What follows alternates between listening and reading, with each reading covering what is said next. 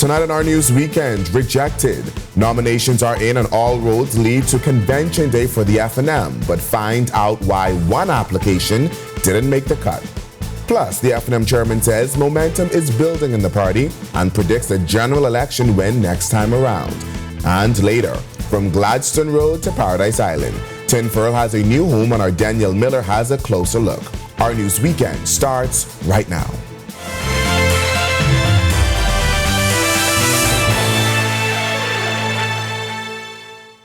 This is our news, the weekend edition. Thanks so much for joining us. I'm Berthany McDermott, filling in for Megan Shepard. The two-man race for FNM leader nearly became a three-way competition. Party officials telling our news there was a third application that was ultimately rejected. We are delighted today to announce that there are some 103 persons who have nominated for positions to contest in the 2024 National Convention. The window of opportunity to nominate for one of the 52 positions now being contested in the Free National Movement Convention closed at 5 p.m. Friday. But as party officials revealed the names of the nominees for the top posts in the party, it was also revealed that one nomination form was irregular and therefore rejected. We did receive a form with that individual's name on it. Unfortunately, that individual did not put what position that they were running for in the portion of where you were asked which position you're contesting for. They wrote something else that had nothing to do with the 51 officer corps positions. Sources in the party tell our news the form belonged to Claudius Burrows, who was looking to run for party leader. As the party heads to the convention, Dr. Hubert Minnis will go head-to-head with Michael Pintard for party leader. Shannon Don Cartwright will go unopposed for deputy leader, and Dr. Dwayne Sands will go head-to-head with Ellsworth Johnson for chairman. Sands had this to say. So we expect that this is not only going to be an internal exercise, but we expect that the Bahamian people will be engaged in a very real way. But more importantly, we expect that as we lead up to convention and as we participate in convention, people will get an opportunity to hear, see, touch the vision of this great Free National Movement Party.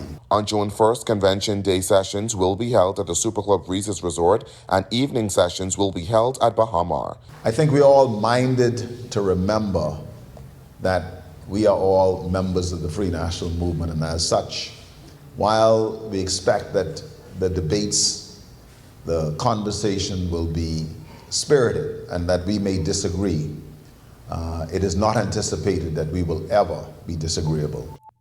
Well, the FNM chairman, Dr. Dwayne Sands, says he's pleased with the party's momentum as they head into convention. There has been widespread speculation of a clear divide within the party, with a faction backing former Prime Minister Minnis and another backing current leader Michael Pintard.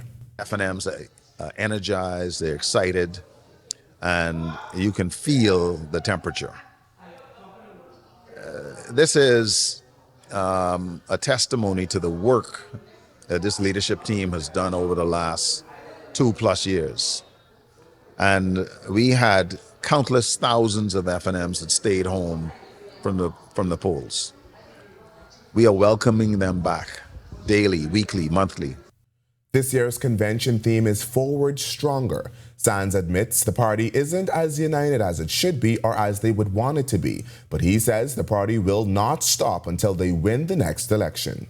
We are not going to stop working. As a matter of fact, we're going to continue to gather steam. We're going to continue to work a little bit harder and a little bit harder and a little bit harder and a little bit harder. I think the idea is that you can never, ever be satisfied. There's one more that you need to go and reclaim. There's one more person who might be undecided. Former Prime Minister Dr. Hubert Minnis is blasting the high cost of medication. Dr. Minnis, who has in the past served as health minister, says the added cost of prescriptions coupled with an ineffective healthcare system is something that needs to be high on the Davis administration's radar. Our Joshua Williams has the details. Have you ever stood in long lines at the hospital or been given expensive prescriptions for medication? Well, former Prime Minister Dr. Hubert Minnis says that's a harsh reality for many patients. We have a crisis in the healthcare system. I've never seen the hospital in this state in a long, ever. Can you imagine an individual coming to the hospital? They come there because they're ill. They're told that the standard fee to be seen at the institution is $10. They don't have the $10. And then the institution, the medical staff see those patients, but at the same time they have no medicine to give them, so they give them a prescription. Both Prime Minister Philip Davis and Health Minister Dr. Michael Darville have been vocal in trying to solve issues in the system. But with the high costs of living added to the mix, Dr. Minnis said it's something that residents should not have to deal with. If they couldn't afford $10, you think they can go and afford purchase of medication? So when you give them a prescription, that's a death wish. You're sending them home to say, go home, die at home, or as the disease gets worse, come back here. It's a death wish. Under the Ingram administration, Dr. Minnis served as health minister. He says costly meds were an issue then, but insists they were addressing it. There was a shortage of drugs. Immediately, he mobilized millions and millions of dollars to ensure that that problem was corrected right away. This problem has been going on for a while. It has to be corrected. You know, the amount of people who call me asking if I or can find some way of assisting them because they've gone to hospital, given a prescription, and they can't afford their medication. That can't happen. If they can't afford their medication, then there's no health care. Reporting for Our News, I'm Joshua Williams. Thanks, Joshua. Dozens of students and recent graduates looking for work showing up at a job fair for the country's largest supermarket chain. SuperValue teaming up with the Bahamas Baptist University College for the event. The initiative targets senior high school students on summer break and recent graduates. Bahamas Baptist University College coming on as a strategic partner to provide a path for students leaving school without their credentials to gain them through its college prep program. SuperValue Human Resources Manager Deandra Alexander says the goal is to provide young people with the skills they will need to succeed in service-driven workplaces like SuperValue. So what we would have done now is initially give them a bit of the insight on what we are expecting in the work environment. Of course, SuperValue is a customer service oriented business, so just a bit of insight as to how they should be dealing with our customers, basic mannerisms that will help them in the future. DeCarlo Ambrister is a University of the Bahamas Computer Information Services science major. He's interested in SuperValue's flexible schedules. He hopes a job there will allow him to complete his degree while earning much needed cash. I figure it's important because it gives you you have a little something in your pocket, so you be able to do what you want to do and not just feel like you're stuck in school forever. Just give you opportunity to kind of live. When our news comes back from the break, a night out ending in tragedy after 3 people were shot. We've got the details from the shooting incident, and Bahamian students are again being asked to avoid pro-Palestinian demonstrations amid concerns from parents. That's coming up when our news weekend returns. Are you or a loved one under medical care? Do you need affordable medical supplies? Ports International is the largest home healthcare supplier. Medical supplies at the very best price, and you can even shop online. From hospital beds to wound care, wheelchairs to walkers, Ports is a one-stop shop for your medical supplies, and we accept insurance. We have online shopping and 2 locations to serve you, at the Airport Industrial Park and Shirley Street. We also ship to the Family Islands. Shop online and visit us on Facebook. Call Ports at 377-1771.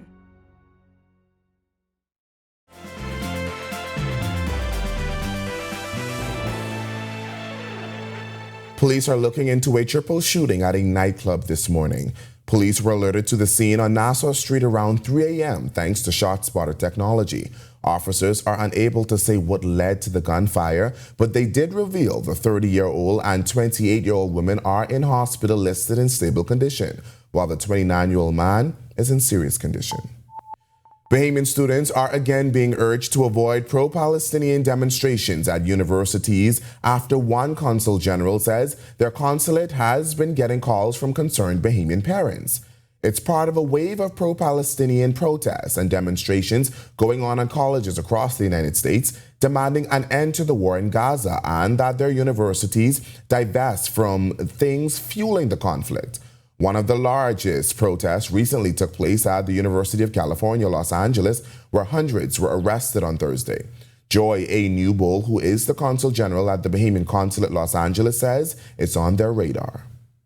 We've received some calls from concerned citizens and parents alike about the protest on the UCLA campus in particular. We offered the same advice and assistance that was pretty much released in the press statement yesterday. The Consulate General, it is our job. We're here to assist where we can and where needed and when able.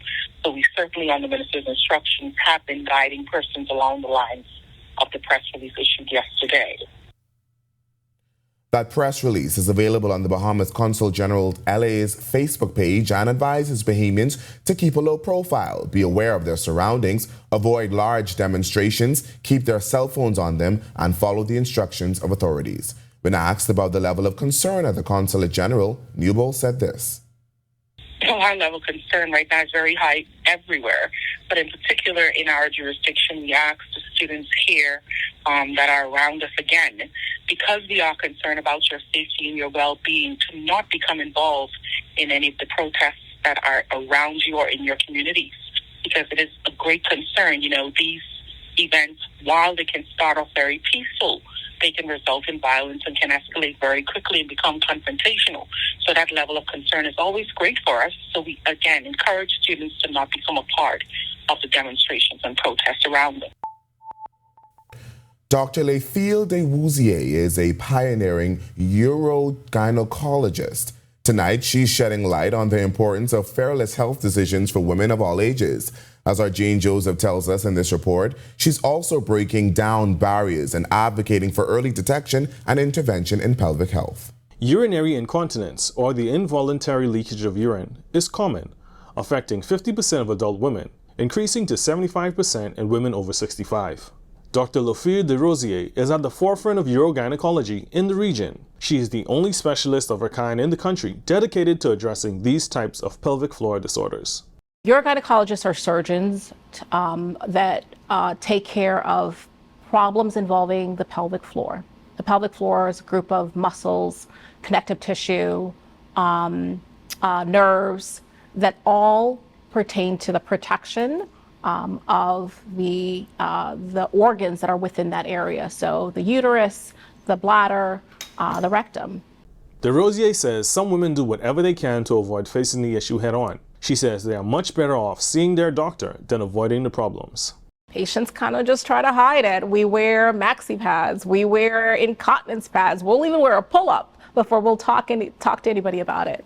The reality is these symptoms, if you start managing them early, you are more likely to have a successful resolution of those problems. Dr. de Wouzier says she also treats pelvic organ prolapse. She describes this as feeling like something is falling out of the pelvis. She says the complications can also affect bowel movements and cause constipation. That's a sense of loss of control, and that can be very debilitating for someone. And of course, there is a sense of shame, but there is no shame in this. This is not something that you did. And certainly, it's important for people to know that there are options for treatment. Drawing from a wealth of experience, Dr. de Wouzier highlights the range of treatment options available, from non-invasive procedures to pelvic floor therapy. The earlier you come in for an evaluation, the earlier we set the tone where we say, listen, going bathroom mapping, using sanitary napkins in order to kind of hide that, wearing pull-ups. We don't want to get to that point. There are lots of interventions that we can do. And although surgery is sometimes a part of that algorithm, it's not always. And we're always going to try for conservative therapies first. De Wouzier treats patients in New Orleans and New Providence and operates from Doctors Hospital and Centerville Medical Center. Reporting for Our News, I'm Gene Joseph. Still to come on Our News Weekend, a Bahamian trainer is at the 150th Kentucky Derby. We've got reaction from a Bahamian at the event. The World Athletics Relays kick off, and we see what Bahamian baseball players get into. Our Sports is up next. Are you or a loved one under medical care? Do you need affordable medical supplies? Ports International is the largest home healthcare supplier. Medical supplies at the very best price, and you can even shop online. From hospital beds to wound care, wheelchairs to walkers, Ports is a one-stop shop for your medical supplies, and we accept insurance. We have online shopping and 2 locations to serve you, at the Airport Industrial Park and Shirley Street. We also ship to the Family Islands. Shop online and visit us on Facebook. Call Ports at 377-1771.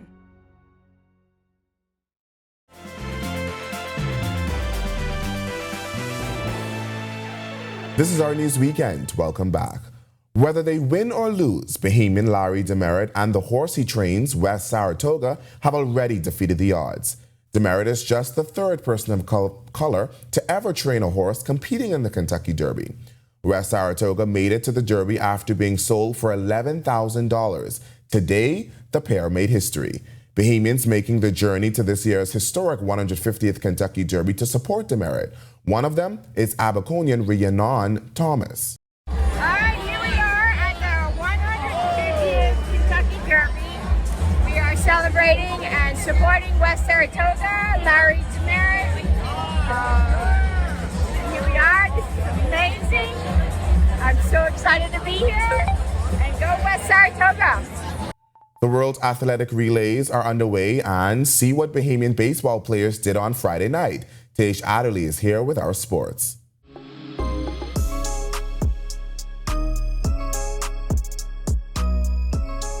Thanks, Bethany. Good evening, everyone. Happy Star Wars Day. I'm Tej Adderley here with your weekend edition of our sports.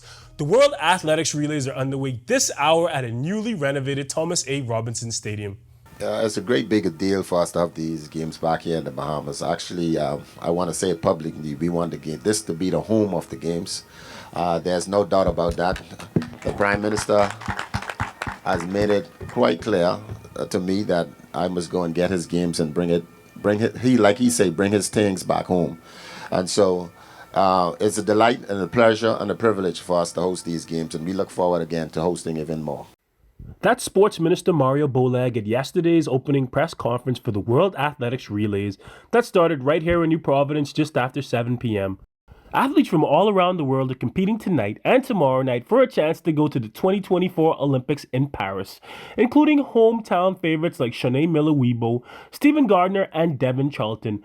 The world's fastest man, Noah Lyles, says he's ready to compete, but explained that he won't be running in the 4x400 meter race. Here, unfortunately, no, I will not be running it. Let's just say it caused a lot of controversy. Watching somebody run the 60 and then going to the 4x4. Some people got written up. Other people were threatened with fires. Some people got, let's just say a lot of people in the U.S. were very, very, very upset that I ran the 4x4. And to that, I would say, run faster.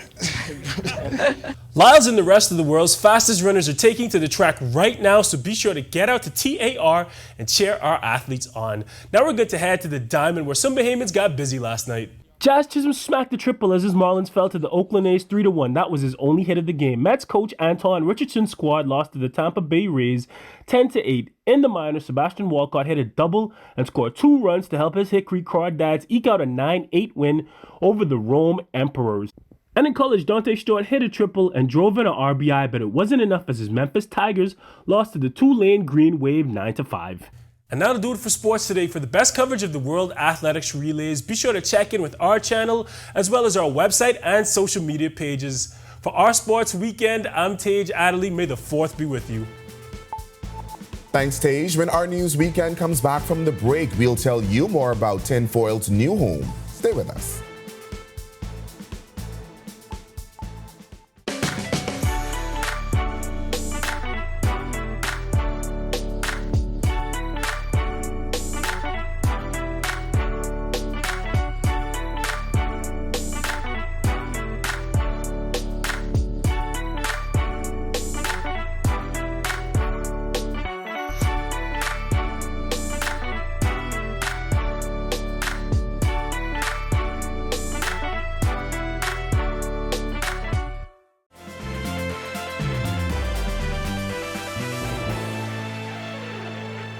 Welcome back to our news weekend. Cloudy skies outside the Our News studios. Meteorologist Ian McKinsey is in the Weather Center with your weather forecast. Ian. Thanks, Berthney, and good evening, Bahamas. May the 4th be with you on this lovely Saturday. Currently outside our studios, we're under a few clouds with a temperature of 78.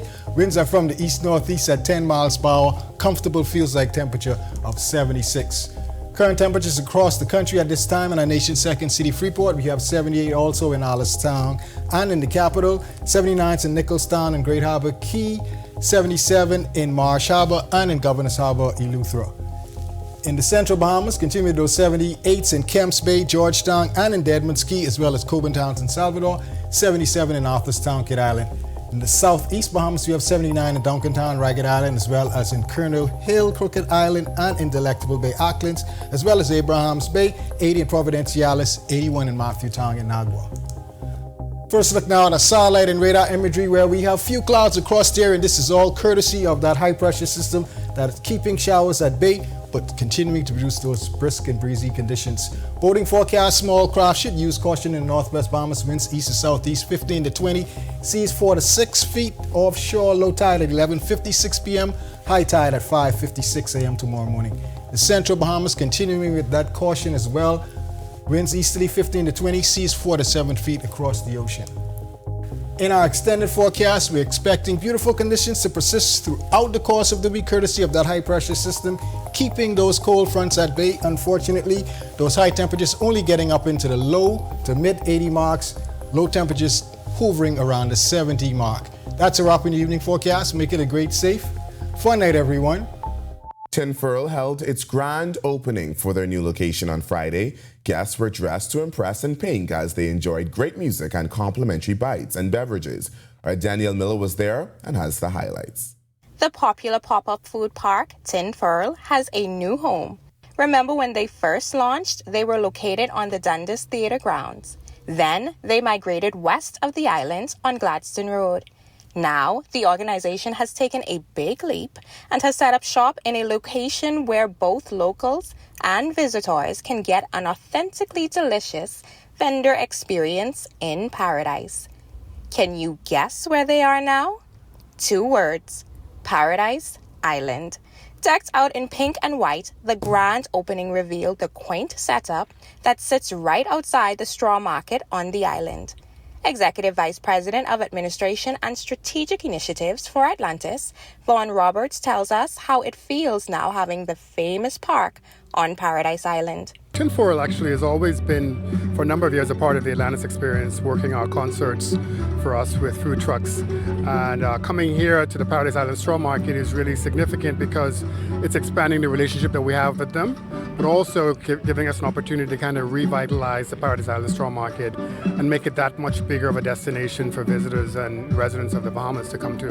Tinfurl is committed to a stronger, more polished pop-ups, right? We're all about entrepreneurs, and Atlantis is right here for us. They've given us $1 million opportunity here on PI. With offerings from around the Caribbean, sweet down-home treats, and drinks, Tinfurlers told us they are excited about this new location.